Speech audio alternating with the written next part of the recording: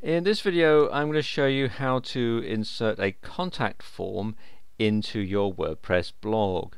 And it's a good idea to have a contact form so that people can get in touch with you to ask you questions about blog postings or products that you might be selling as an affiliate and so on.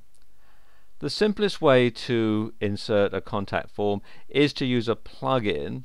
So I'm going to install one now. Come here to Plugins and then Add New.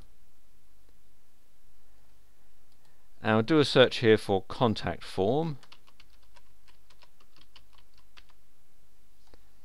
and click on Search Plugins.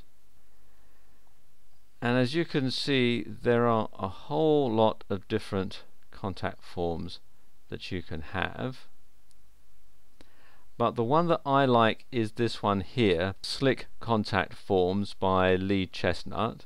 So I'm going to go ahead and install it. So click on Install now and click on OK.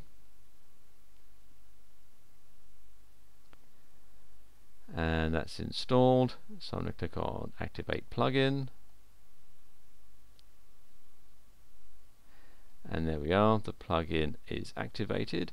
So now I need to configure it. So come down here to Settings,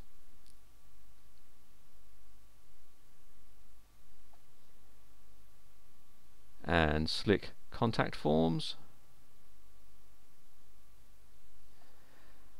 and then you can fill out what you're going to have on the contact form and email. The default email address for receiving contact emails, this will be set up as the administrator's email, but you can change it if you wish. And you have the email subject. I'm going to say from Sam's blog. There are a couple of options here. You can include the IP address, which is a good idea because that can help track down anybody who's trying to spam you via your contact form, and include the page URL. I would check that one as well, because then that gives you an idea as to what pages people are viewing when they have a query to get in touch with you. Then you have the options you can have after the form has been submitted. You can have what they call the AJAX message, which basically you can type in here. The default one is "Thank you, your comments have been received." The error is "Error, please try again," and the invalid is "There was an error verifying your details." And then you've got the validation messages, "Input required," and "Enter a valid email."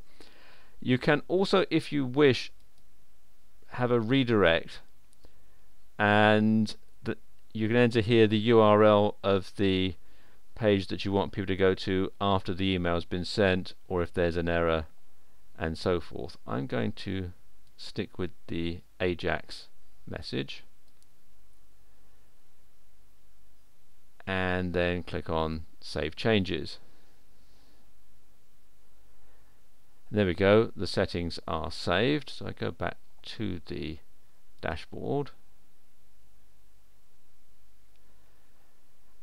and then I need to insert a widget into my main page so that the contact form can be activated. So I'm going to click here on widgets, and then scroll down till I find the Slick Contact Forms.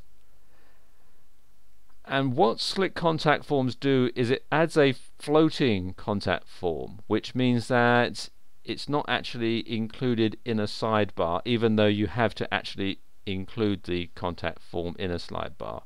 You'll see what I mean in a minute. That doesn't make a lot of sense, but you'll see what I mean. Okay, first thing to do is to slide this in to the sidebar that we're going to put it in. So just ease it up here. I'm going to put it in the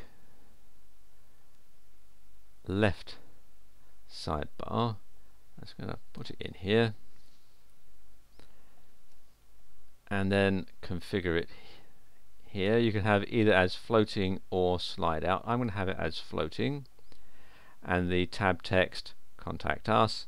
I'm going to leave the width and the other things here set at the default settings, and the skin I'll leave that as black because that will fit in, but you can change it if you wish.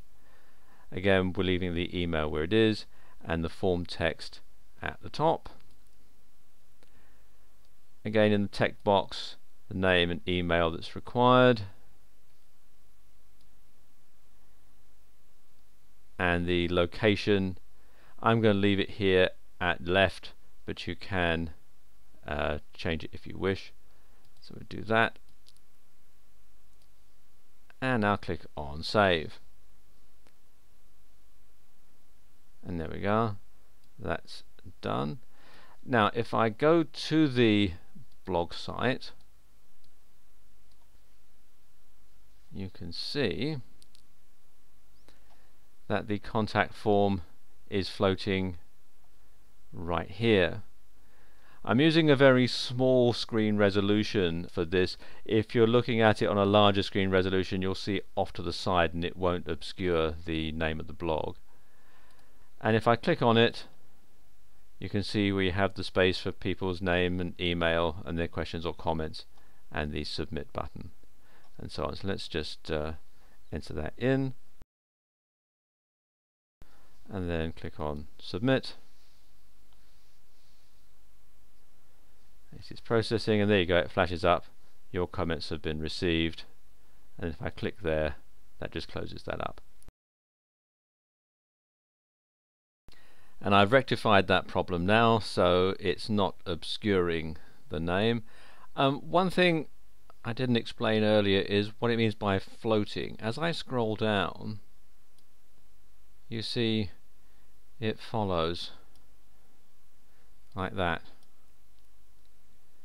Let's go back to the top and I'll show you something else.